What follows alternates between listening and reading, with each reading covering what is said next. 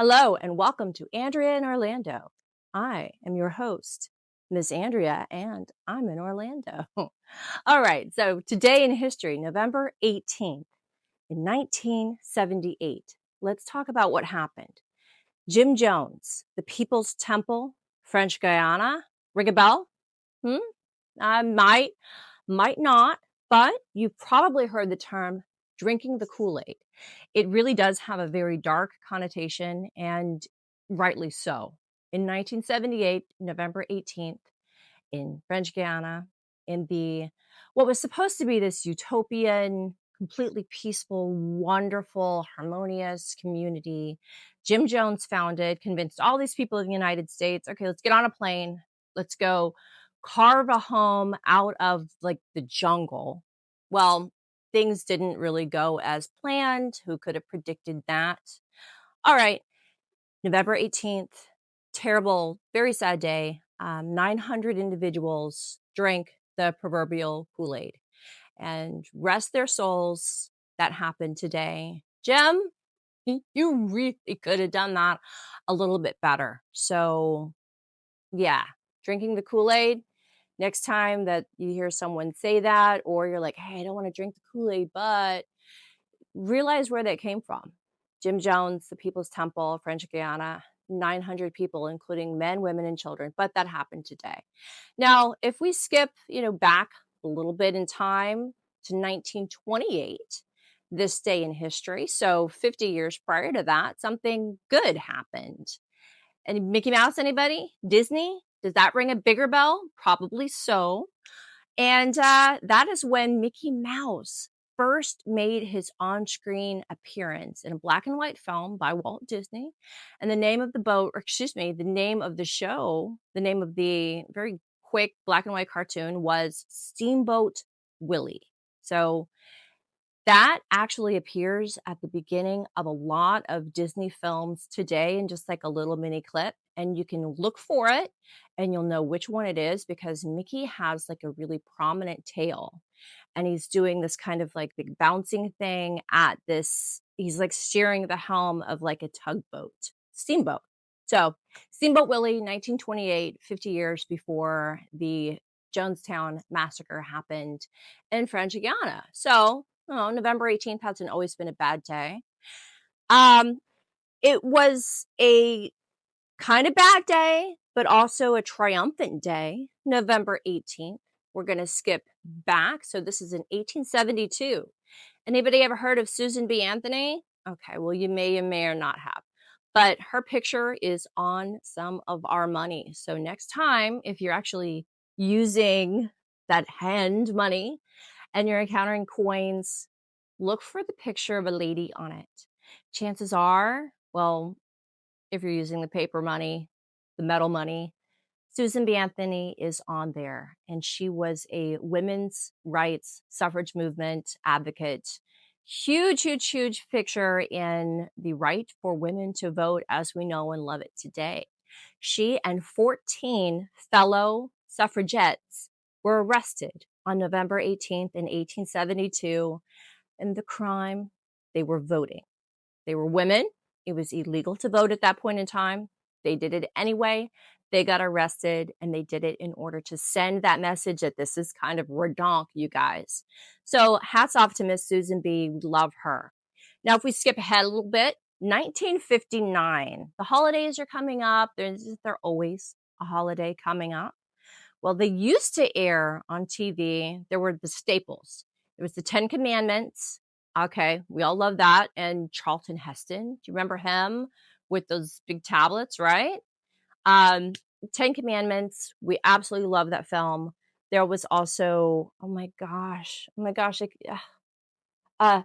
Brenner, like the original Jason Statham, the original sexy bald guy, right? He played Ramses the Great. We're not sure if he's Ramses the Great, but history has it that in the era of Moses and all that kind of stuff, 10 Commandments, blah, blah, blah, blah, blah, that the Pharaoh who was actually in power at that point in time would have indeed been Ramses the Great. They named the character Ramses and the 10 Commandments.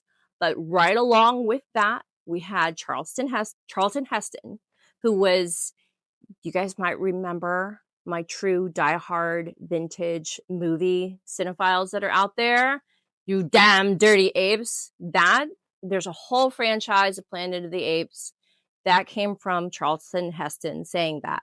Well, he was always being aired on TV around the holidays for the Ten Commandments, but in 1959, there was another movie that would always play at Easter, and that movie was called Ben-Hur.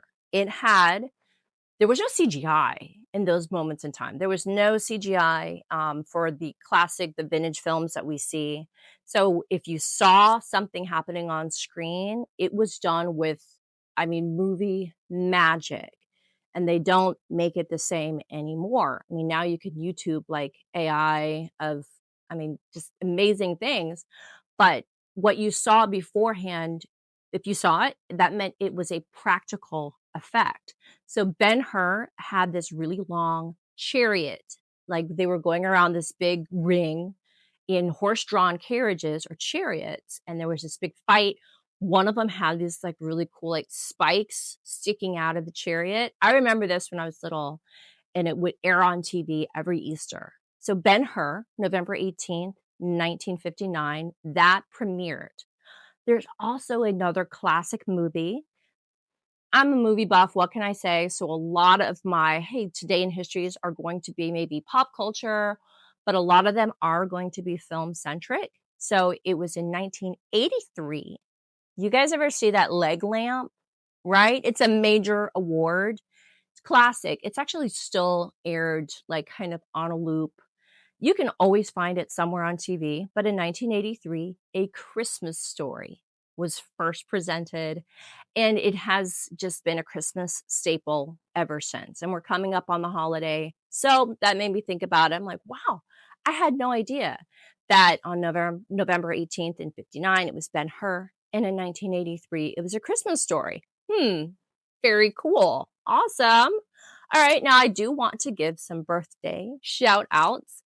Some are for the deceased, and this was Louis Jacques Daguerre. Now, if you've ever taken like a selfie with your phone, who hasn't? Thank you. Okay. I'm using my phone right now. Well, we wouldn't have that, and we wouldn't have Polaroids, we wouldn't have photos, that whole thing. The daguerreotype was the original type of photograph. And this came out in the 1800s, but the gentleman behind it, his name was Louis Jacques Daguerre, born in France, and he gave birth to the daguerreotype.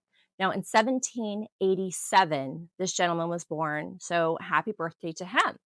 Skipping ahead, I am going to give shout outs to one of my favorite, mostest, favoritistest actresses in the entire universe, Madame Chloe Sevigny. You guys might recognize her as the very traditionalist Mormon sister wife from that show Big Love with Jean Triplehorn. I know you guys probably saw that one when it was on HBO. Lasted several seasons, but Chloe Sevigny, she started out in one of the films that kind of broke some major boundaries. This came out, I think it was 1995, and the film was called Kids. Don't take it as, oh, just called Kids. The movie went places. It talked about the AIDS crisis or the AIDS epidemic, and she was not a promiscuous young lady. But you know what? Even if she was, one of her friends in the movie, Rosario, was it Rosario Dawson? Yes. Yeah. She goes on to play Ahsoka. She was also in, Haunted Mansion. So one of her first film roles was also in this movie with Chloe Sevigny. And this movie was Kids. It was wild. I mean, it was these kids growing up as preteens and teenagers in New York. She had sex one time and contracted the AIDS virus. What? While her friend, who was quite promiscuous, they're going to like Planned Parenthood and doing their whole, survey or questionnaire. And they're asking Rosario's character all these questions. How many times have you done this?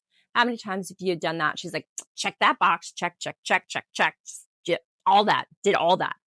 and she came out, clean, was not infected, but Chloe's character had been intimate with someone one time and contracted AIDS. So it was, I mean, really kind of brought all of that to like public cinema. This is in the area where Tom Hanks made like Philadelphia. You guys remember that, where he played a gay character who had been fired, and he actually, had this whole lawsuit and was like, no, that's discrimination. And it really did change the law regarding how we treat individuals who are suffering with like this terrible thing. Angelina Jolie also played a character with AIDS when she portrayed the supermodel Gia. So these are some films to check out, but I do want to kind of come back and say happy birthday to Chloe. You're one of my favorite actresses.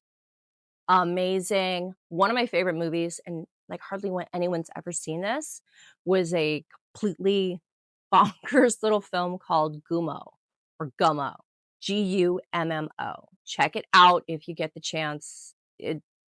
I still don't know how to categorize it or file it, but just like kids, it also went places. Okay. So 1968, though, happy birthday to Owen Wilson. He's in everything. What, Wedding Crashers. Oh, he's the voice of Lightning McQueen in the Cars franchise on Disney. I mean, just he's in everything. We love some Owen Wilson. So in 1968, Owen was born, but it was in 1974 that Chloe was born. So kind of like around the same. Happy birthday to you guys. But also, I was just watching Jungle Cruise the other day with my youngest. Now, when you think of like hardcore metal bands, in fact, this band actually has the name metal in the name, Metallica. That I'm seeing Metallica, I think they did a lot of the, Pirates of the Caribbean films, like, soundtrack, but I know they were definitely in the opening, of Jungle Cruise. But today is the birthday of Kirk Hammett, and he's the drummer for Metallica, so he's born in 1962, so happy birthday to him. Anyway, so everyone, thank you so very much again for joining me. I'm Andrea in Orlando, and this has been Today in History, November 18th. Come back, see me soon.